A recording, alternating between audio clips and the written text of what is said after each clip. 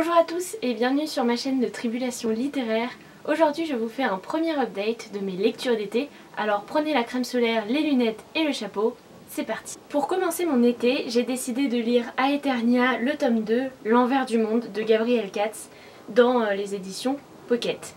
J'avais absolument adoré le tome 1 et surtout la fin était absolument pas possible. Je ne pouvais pas lire autre chose, j'étais complètement plongée dans l'univers, il me fallait cette suite d'office tout de suite. Donc voilà, je me suis directement plongée dans ce tome 2.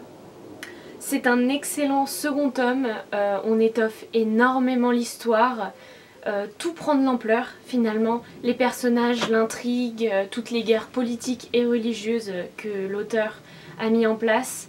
C'est vraiment un second tome et un dernier tome parfait de bout en bout. Tout s'enchaîne absolument clairement, très bien, et c'est juste de mieux en mieux. Tout est vraiment parfait dans ce tome. Je sais pas quoi vous dire à part ça. Mais surtout je pense vous faire une vidéo spéciale sur Aeternia car cette série m'a vraiment marquée. Je trouve que l'imaginaire de l'auteur est vraiment particulier et original. Et donc voilà, je vous en parlerai plus clairement dans une autre vidéo, mais d'emblée, sachez-le, cette saga est à lire, absolument. Seconde lecture d'été qui m'a pris tout de même tout le mois de juillet et un petit peu du mois d'août, il s'agit d'une relecture, celle de Harry Potter and the Goblet of Fire de J.K. Rowling dans cette magnifique collection Bloomsbury. Je devais le lire pour le 16 juillet pour la relecture commune avec Moody. Je n'ai pas réussi car j'ai vraiment mis beaucoup de temps à lire ce livre. Je l'ai un petit peu mis en fond, mis en sourdine de temps en temps. Je le lisais voilà quand j'avais le temps. Donc ça n'a pas été évident, mais c'était juste Harry Potter. C'était un plaisir absolu de le retrouver, même si l'anglais, comme d'habitude, m'a beaucoup ralenti. J'ai adoré retrouver l'univers, je savais ce qui allait se passer, mais j'étais quand même en plein suspense, je voulais lire la suite. C'était vraiment une excellente relecture, et puis j'ai redécouvert tout un tas de petites anecdotes. Le fait que Dumbledore parle pour la première fois de son frère, qu'est-ce qu'il y a d'autre? Enfin plein d'autres petits détails que j'ai adoré retrouver dans ce tome. Et voilà, c'était vraiment très bien. L'anglais se complique un petit peu dans ce tome. On voit que l'auteur utilise un vocabulaire qui n'a plus grand chose à voir avec le vocabulaire enfantin, entre guillemets, des premiers tomes. Ce tome-ci est vraiment le tome charnière de toute la série. Le 4, c'est là où tout bascule, où tout va changer pour Harry et ses amis. Donc vraiment un tome très important et on le voit également donc, dans l'écriture de l'auteur. Donc ce que je vous conseille c'est de commencer avec les 1, 2, 3 tranquillement en anglais. Après le vocabulaire, les tournures de phrases, tout va finir par suivre. Mais c'est vrai que c'est un tome long à lire en anglais quand cette langue n'est pas tout à fait notre langue maternelle. Mais voilà, cette relecture c'était un réel plaisir. J'ai hâte de me plonger dans le 5 qui doit être lu début septembre. Je n'y arriverai jamais, autant vous le dire tout de suite. Mais je vais essayer quand même, et sinon ce sera comme ce tome 4, je le mettrai en fond de mes lectures et ce sera toujours un plaisir d'y revenir. Le troisième livre que j'ai lu pendant ces vacances, il s'agit de La lectrice de Tracy Shea paru dans la collection R. Je l'ai lu en lecture commune avec les mots d'Arva, dont je vous mettrai le blog en barre d'infos. C'est une amie que j'ai rencontrée lors de mon stage chez Casterman. Et quand on a entendu parler de ce livre, quand on a vu la couverture, quand on a lu le résumé, on a dit celui-là il nous le faut.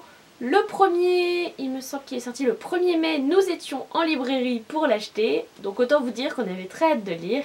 Et on s'est toutes les deux plongées avec délice dans cette histoire. J'avoue que le résumé finalement n'en disait pas trop. À savoir simplement que les livres n'existent pas dans le monde où nous nous retrouvons avec la jeune héroïne qui s'appelle Séphia. Mais elle va en posséder un et des gens, elle ne sait pas exactement qui, vont la traquer afin de reprendre ce que ses parents a priori leur auraient volé. Donc voilà, ça c'est le décor. On va être dans un monde complètement différent dont vous avez la carte ici. Donc ça va être un monde finalement de pirates, d'îles. Moi je l'ai vu un petit peu médiéval, après je sais pas si c'est mon imagination qui a fait ça. Mais voilà, c'est un monde où on ne va pas faire que suivre Sephia, on va suivre également Archer, on va suivre le capitaine Reed, on va suivre deux personnages dont je ne me souviens plus le nom. Voilà, on va suivre plusieurs trajectoires qui vont finir par se croiser, s'entrecroiser. Et c'est ça que j'ai vraiment aimé dans ce livre, c'était le côté on se croise, on se décroise, on se recroise. Quand est-ce qu'elle va rencontrer telle personne? Va-t-elle le rencontrer? On joue également énormément sur les thèmes de la lecture, du livre, de l'importance et du pouvoir que la lecture peut donner au lecteur. Et c'est vraiment un récit autant d'aventure que philosophique sur le thème de la lecture, et ça j'ai vraiment adoré.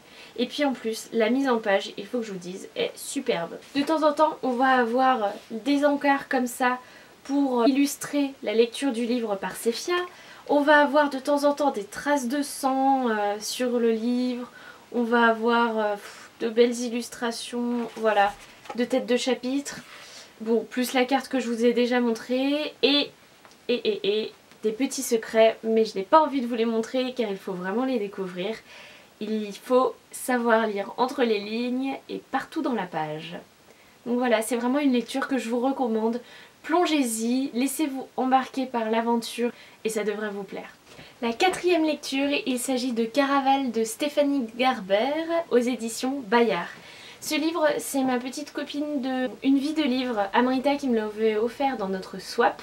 Donc je vous remettrai la vidéo en barre d'infos pour découvrir un petit peu toutes les petites surprises qu'elle m'avait offertes. Elle m'en a énormément parlé, elle avait travaillé dessus lorsqu'elle était en stage chez Bayard justement. Elle m'avait dit tu verras, il est superbe, l'univers est merveilleux et je suis d'accord avec elle, l'univers est absolument fantastique. Dans ce tome, on va retrouver Scarlett. Cela fait des années qu'elle écrit au maître de Caraval, Légende, pour qu'il l'invite à son spectacle. Finalement, elle va lui écrire une dernière lettre dans laquelle elle lui dit qu'elle va se marier et que donc, il ne sert plus à rien de l'inviter. Bien sûr, c'est à ce moment-là que Légende va lui répondre et lui écrire en lui envoyant 3 invitations, une pour elle, une pour sa sœur et une pour le futur époux. Scarlett va enfin pouvoir fuir son père tyrannique et violent avec sa sœur et un inconnu qui est loin d'être son futur époux. Mais en arrivant sur l'île, Scarlett a perdu sa sœur et va se retrouver dans l'aventure et découvrir surtout que le but du jeu de Caraval cette année est de retrouver, je vous le donne en mille, Donatella, sa petite sœur.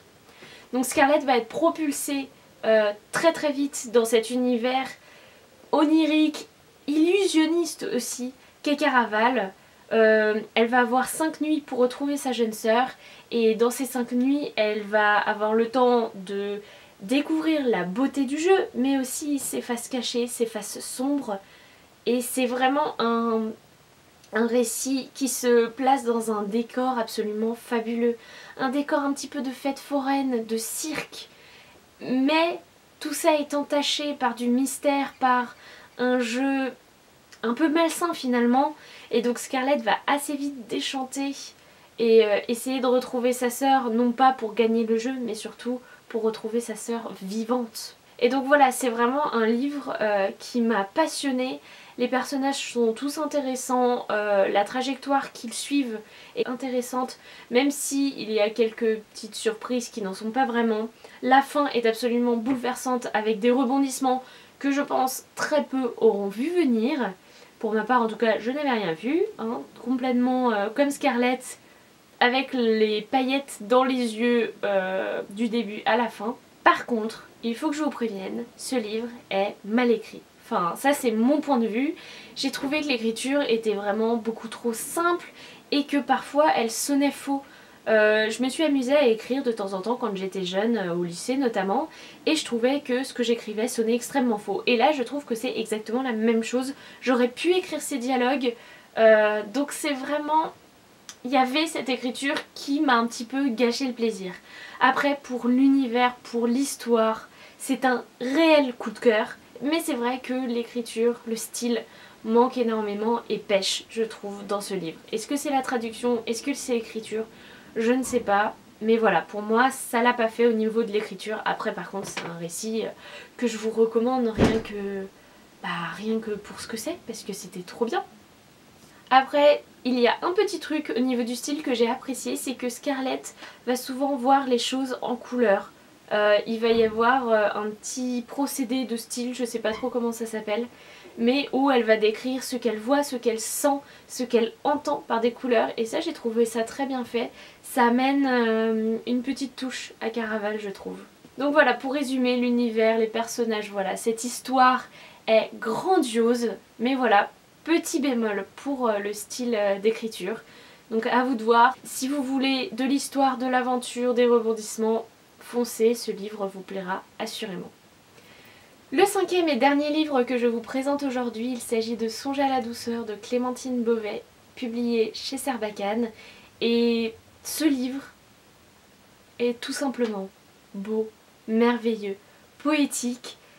J'ai complètement craqué pour cette histoire d'amour. Ici on va retrouver Eugène et Tatiana. L'une a été amoureuse de l'autre, l'autre ne s'en est pas forcément rendu compte. Il y a un petit peu de drame, un petit peu d'aventure autre, de la vie de tous les jours aussi. C'est vraiment un roman qui va nous parler d'amour, de l'amour vrai, de l'amour de tous les jours, de l'amour que l'on peut éprouver. Et j'ai trouvé que c'était tellement bien écrit, c'était absolument merveilleux. Le livre est écrit en vers libre, donc j'avoue qu'au début ça m'a fait un petit peu peur, mais vous allez très vite vous rendre compte que ça passe tout seul. Après 2 pages, on a l'impression de lire ça comme un roman n'importe lequel, et c'est vraiment, enfin ça fait du bien. Et l'avantage du vers libre dans tout ça, c'est que l'histoire va chanter, on va avoir l'impression d'avoir ces phrases qui chantent dans nos têtes, et c'est merveilleux. Je vais vous lire un petit passage, parce qu'il faut vraiment s'imaginer que c'est du vers libre, mais avec un vocabulaire de tous les jours. Et c'est vraiment quelque chose d'original que j'avais jamais lu jusque-là. Donc voilà, je vous lis un petit passage. Eugène n'est pas malheureux de passer ses après-midi avec Tatiana. Non, il est loin d'être malheureux. Tatiana cependant a l'impression de subir un entraînement sportif de haut niveau. Tant ses visites brèves et les rêves qu'il épuise avant et après sollicitent ses muscles cardiaques et ventraux. Donc voilà, c'est chantant, on s'arrête, on reprend. Ça se lit vraiment très facilement. Ce livre, c'est une ode à l'amour, c'est une romance actuelle et surtout très originale. Vous ne lirez rien de pareil, je vous l'assure. Et vraiment, je vous le recommande 1000 fois. Je ne sais pas quoi vous dire d'autre parce que ce livre m'a vraiment ému aux larmes sur la fin, m'a fait sourire, m'a fait ronchonner. Voilà, j'ai traversé toutes les émotions dans la beauté de cette poésie. J'ai vraiment adoré ma lecture et je ne peux que vous recommander de lire ce petit roman qui fait du bien, qui vraiment va vous faire du bien. Voilà les loups, c'est tout pour mon premier update lecture de l'été. Il y en aura un second avec de beaux coups de cœur, de l'aventure et bien d'autres choses. En attendant, n'hésitez pas à vous abonner à la chaîne, à aller voir d'autres vidéos qui pourraient vous intéresser. De mon côté, je vous souhaite d'excellentes lectures et j'espère vous retrouver très vite dans une nouvelle vidéo. Salut!